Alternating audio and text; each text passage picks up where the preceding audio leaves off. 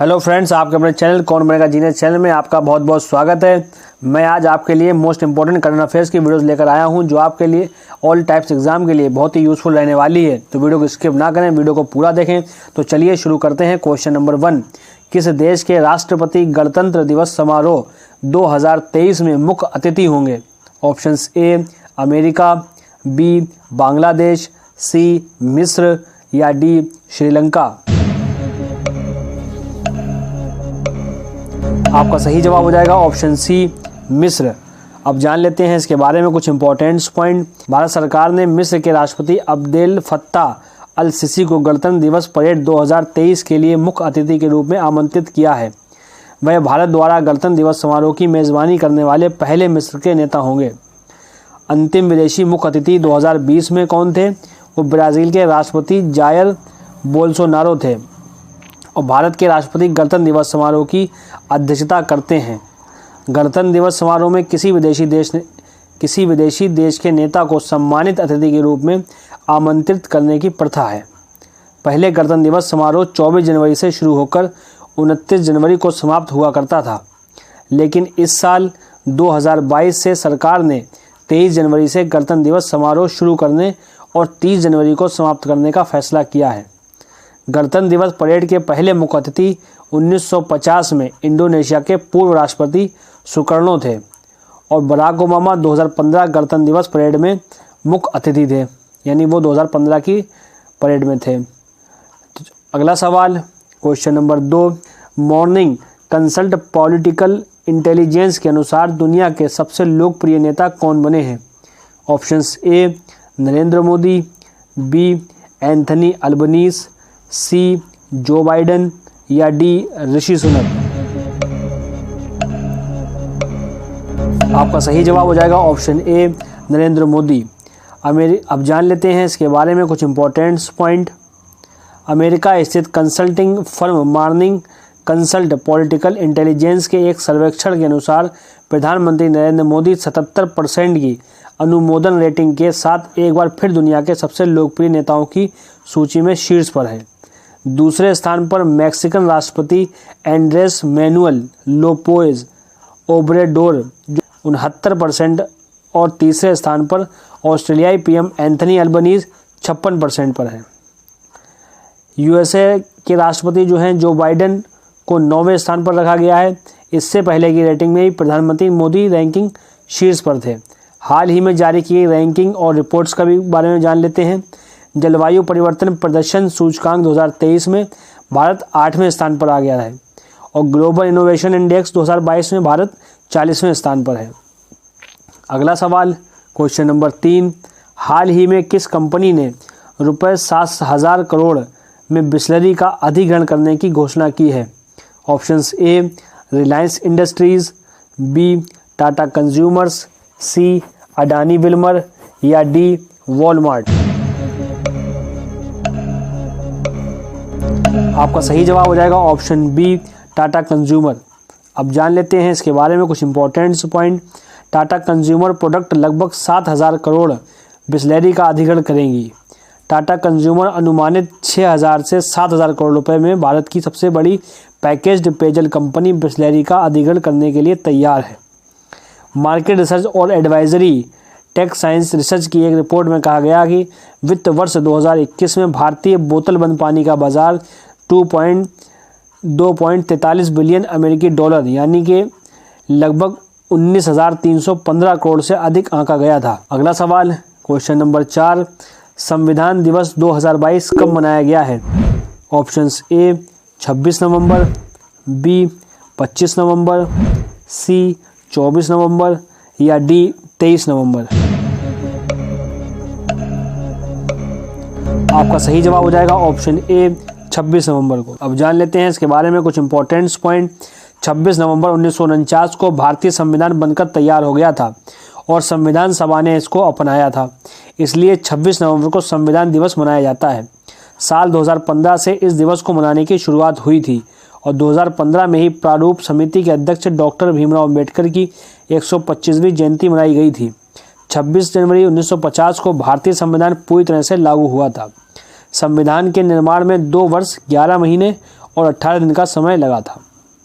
अगला सवाल question number 5, Uttar Pradesh के आगरा, गाज़ियाबाद और प्रयागराज जिले में कौन सी प्रणाली शुरू की गई है?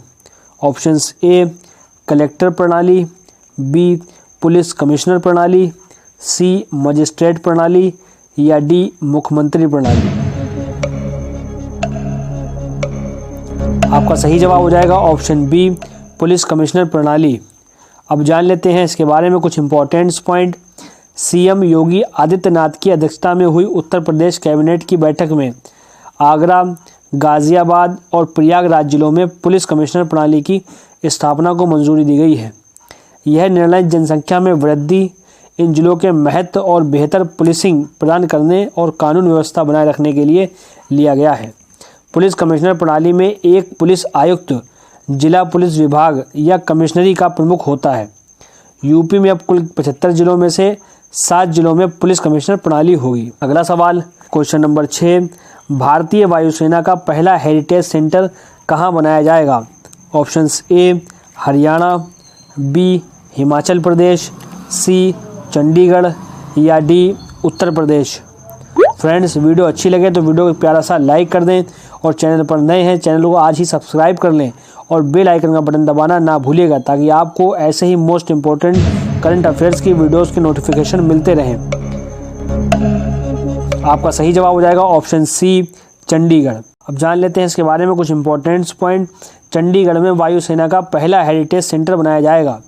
इसमें वायुसेना अपनी लड़ाकू क्षमताओं के अलावा मानवीय सहायता और आपदा राहत के लिए निभाई गई महत्वपूर्ण भूमिका को प्रदर्शित करेगी।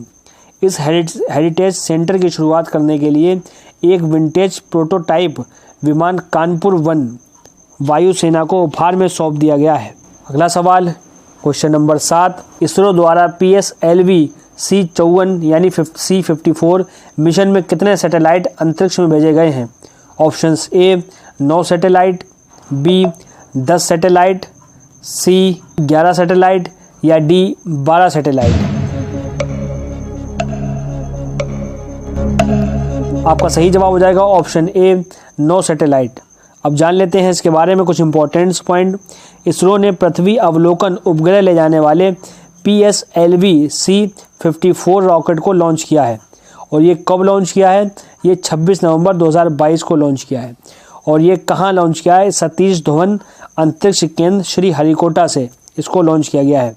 इसरो ने ओशनसैट 3 और 8 नैनो सैटेलाइट के साथ PSLV C54 IOS-06 mission launch किया। इसरो की स्थापना कब हुई? ये 1969 में हुई और इसरो का मुख्यालय बेंगलुरु में है और इसके अध्यक्ष एस सोमनाथ हैं। अगला सवाल क्वेश्चन नंबर 8, आस्ट्रा हिंद 22 सैन्य अभ्यास भारत और किस देश के बीच शुरू हुआ है? Options A Indonesia, B Japan, C Australia या डी ओमान। आपका सही जवाब हो जाएगा ऑप्शन सी ऑस्ट्रेलिया। अब जान लेते हैं इसके बारे में कुछ इंपॉर्टेंट्स पॉइंट। भारतीय सेना और ऑस्ट्रेलियाई सेना के बीच द्विपक्षीय सैन्य प्रशिक्षण अभ्यास ऑस्ट्रा हिंद 22 28 नवंबर 2022 को महाजन फील्ड फायरिंग रेंज राजस्थान से शुरू हुआ। यह अभ्यास 28 नवंबर 11 दिसंबर 2022 तक होगा। ऑस्ट्रा हिंद श्रृंखला का यह पहला अभ्यास है जिसमें दोनों देशों की सेनाओं के सभी अंगों एवं सेवाओं की टुकड़ियां हिस्सा लेंगी। पारस्परिकता को बढ़ावा देने के अलावा भारत तथा ऑस्ट्रेलिया के बीच संबंधों को मजबूत करने में और मदद करेगा। अगला सवाल क्वेश्चन नंबर 9, 5 फीफा कप में गोल करने वाले पहले पुरुष खिलाड़ी कौन बने हैं? Options A Karim Benzema, B Alexia Putellas, C Cristiano Ronaldo या डी एंथोनी मार्शल। आपका सही जवाब हो जाएगा ऑप्शन सी क्रिस्टियानो रोनाल्डो। अब जान लेते हैं इसके बारे में कुछ इंपॉर्टेंट्स पॉइंट। पुर्तगाल के क्रिस्टियानो रोनाल्डो 5 विश्व कप में गोल करने वाले पहले पुरुष खिलाड़ी बने हैं। उन्होंने 25 नवंबर 2022 को घाना के खिलाफ कतर में पुर्तगाल के पहले मैच में यह उपलब्धि हासिल की। यह पुरुषों के अंतर्राष्ट्रीय फुटबॉल में सबसे अधिक गोल करने वाले खिलाड़ी हैं और वे विश्व कप में पुर्तगाल के लिए रिकॉर्ड 18 बार खेल चुके हैं, जिसमें अभी तक 118 से ज़्यादा गोल कर चुके हैं। और एक पॉइंट मैं आपको और बता दूं इसमें कि हाल ही में रोनाल्डो ने मैनचेस्टर यूनाइटेड क्लब को छोड़ दिया है। ये मैनचेस्टर यूनाइटेड के लिए खेलते थे, इसको उन्होंने छोड़ दिया है अभी। अगला सवाल, question number 10, India the mother of democracy पुस्तक को किसने लॉन्च किया है?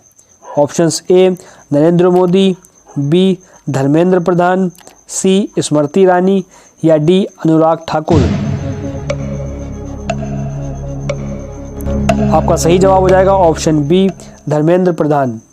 अब जान लेते हैं इसके बारे में कुछ इंपॉर्टेंट्स पॉइंट।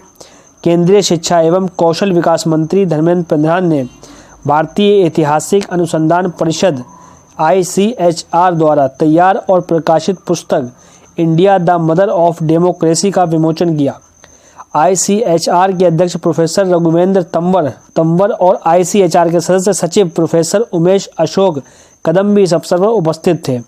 यह पुस्तक सभ्यता की शुरुआत से ही भारत में निहित लोकतांत्रिक लोकाचार को प्रदर्शित करने का एक प्रयास है। आशा करता हूं कि आपको हमारी वीडियो पसंद आई होगी। वीडियो पसंद आई हो तो इसको एक प्यारा सा लाइक कर दें और चैनल पर नए हैं चैनल को आज ही सब्सक्राइब कर लें और बेल आइकन का बटन दबाना ना भूलिएगा और अपने फ्रेंड्स एंड फैमिली वीडियो को शेयर भी करें। तो मिलते हैं नेक्स्ट वीडियो में। जय हिंद, जय भारत।